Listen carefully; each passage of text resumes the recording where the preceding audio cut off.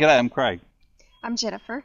And this is ShellBee Homestead. This is a more relaxed, chilled episode of the video. Why? Because we spent, what was it, like the last 2.5 weeks hatching out some quail. Jennifer, start off. Why did we choose quail? What's so special about quail, do you think? They're cute. And they're little pickled eggs. Pickled eggs. The pickled eggs is very good. Yeah, but small as opposed to chickens. We've got chickens. We've got 12 chickens now, and Hey the rooster as well. But yeah, we wanted something different, something small, something we could probably maybe breed as well. And you got a bug.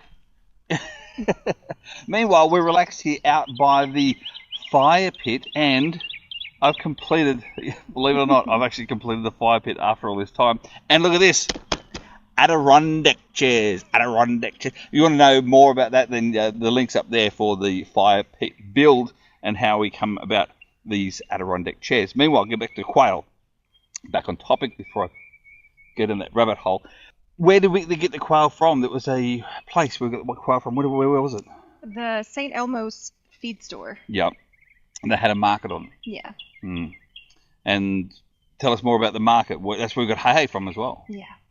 I think they do it once a month, and they have chickens and goats and all kinds of homemade things. And we there predominantly for hay, and we saw the quail there as well, and we went, we just sort of beelined over to the quail. Unfortunately, we thought it was unfortunate, but actually fortunately, he'd run out of the chicks, the quail chicks, so he only had eggs left. And lo and behold, I'd already purchased an incubator for some reason. I don't know why.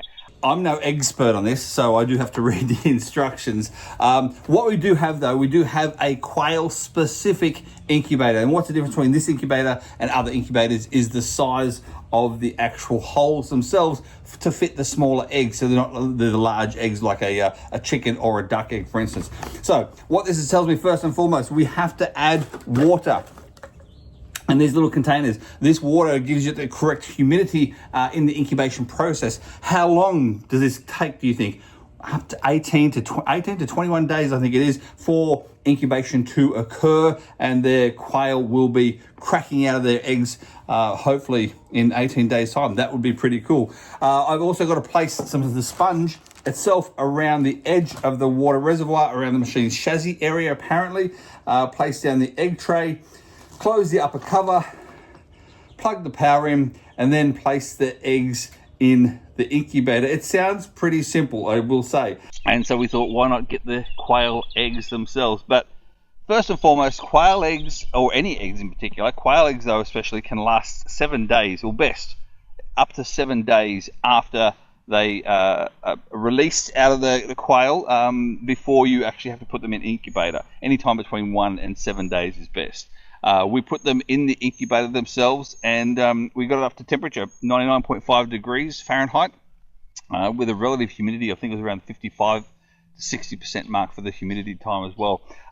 10 days they took before they started hatching. So, no, it wasn't 10 days. What was it? 10 days. 21 days. 21 days. 21 days, that's right, 21 days. But after the 15th day is when we did the candling, and we did the lockdown. Tell us, what did you think? You did most of the candling for us. What did you think about the candling? What did you do, actually? What is candling first? You take a light and you put the egg on top of it to see if there's any movement inside, to see if it's actually fertile or not. We had a couple of infertile eggs as well, and they looked like, when you did that, they just looked like little glowing beacons, like there was nothing in them at all. The whole egg glowed. It would look pretty cool, but not what we wanted. We wanted the one where you could actually see the ring around and the dark part of the egg, and then some movement as well. That was good. Out of the 24 quail eggs, we had 20 out of the 24 which were actual fertile and had started to grow and develop. So we got rid of the 4 that was nothing in them, and we went and moved on from there. And so what happened then after it went into lockdown? When it goes into lockdown, it means that the spinning of the eggs, or the moving of the eggs, has to stop. And it's for the last 5 to 6 days of there before they hatch. The humidity gets pumped up slightly as well at the same time. And they literally go into lockdown. I know that is that you don't touch them at all from there. You just watch them. I think day 5 after that, so day 20, they started pipping. And what did you think about them pipping? They're so cute. You could hear them. Yeah. Their little peeps inside their shells. You could. They were actually, when they peep out, you could hear the little beak go beep, beep, beep, beep out the side as well, which is really, really cute. Unfortunately, you had to go to work, so you couldn't see the zippering part or anything. I kept you up to date though, so that was all good. Thank you. You went to work. You come home from work, and I think there was probably about 8 or 9 that had actually hatched during the day. From there, the rest hatched in the evening. But you want to pick them up. You want to grab them out. You want to help them out of the shell. You can't do it. You got to leave it be. The main reason for it, those that haven't actually come out of their shell yet, so to speak, like others, then what happens is that you release the humidity level of the incubator, and once the humidity goes, it's basically like a little shrink wrap of the membrane inside the egg, and it shrinks wraps the chicks that haven't hatched yet. And that's no good for them. They can't get out, and then they die. So it's no good. Leave them be. We left them for a day and a half, almost 2 days before we saw.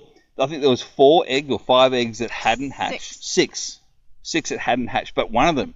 Tell us about the one of them that hadn't hatched, but was sort of pipping. It looked like it was kind of stuck. Like you could see the little membrane was kind of dry. Like it just needed a little help. Mm-hmm. So we helped it.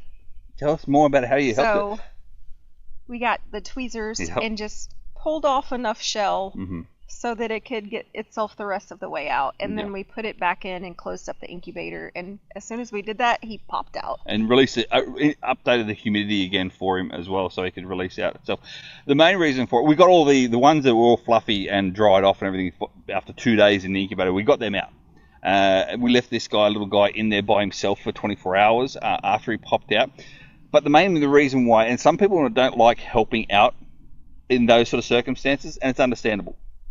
Sometimes if you help out in those sort of circumstances and you can pierce the membrane has actual blood flow going through it that actually goes into the chick's your heart. And so basically when you peel that membrane off, if it hasn't released itself yet, therefore, you're basically popping an artery of that chicken. It's just going to die in front of you. So those sort of things you have to be very careful with. And I left it in Jennifer's very capable hands. I didn't have anything to do with it. That was all you. Did a great job. And to this day, guess what? It's still in there, fighting fit and healthy and alive and really well done.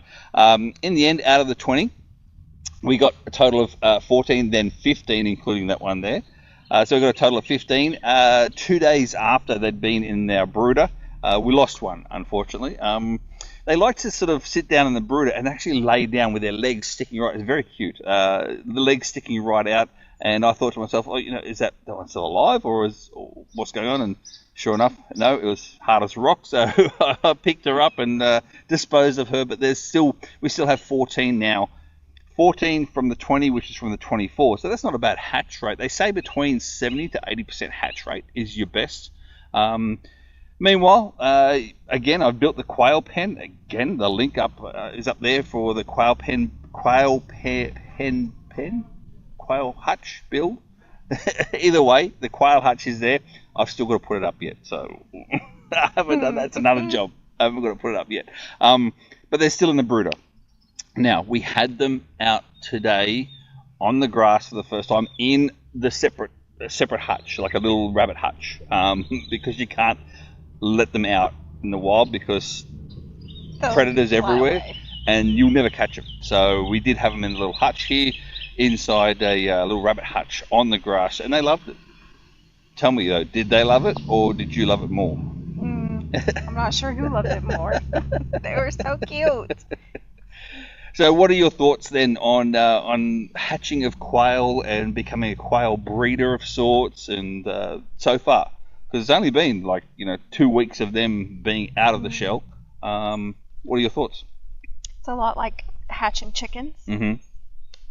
I feel like it's very rewarding to see them go from the first little flitters when you candle them to actual hatching, and then they're running around. It's so cute. It's very different, I found, as well, compared to just buying the chicks. To actually see them hatch, to actually work work hard, to be honest. It is hard work. You have to do research. You have to make sure the humidity level is right. I mean, there was one point there where the power went out. The power went out. That's right. And then the humidity went down, and the temperature went down, and the alarm started going off on the incubator, and so we then had to realize, okay, what can we do to rectify this? So it is work to do involved. Is it pleasurable work? Absolutely it is. Will I do it again? Yes, I absolutely will. Does that mean I have to build more quail hutches? Yes, I do. Does that mean, though, that we're going to have quail eggs on the farm stand? Oh, yes, there is. But speak to us more about this farm stand business. What's happening with the farm stand? Well, you have to build it first. We have to build this one. We have a lot of ideas for it already. Yeah, we do. With our farm stand, obviously we're getting we've only got the 12 hens, of which only 8 are currently laying.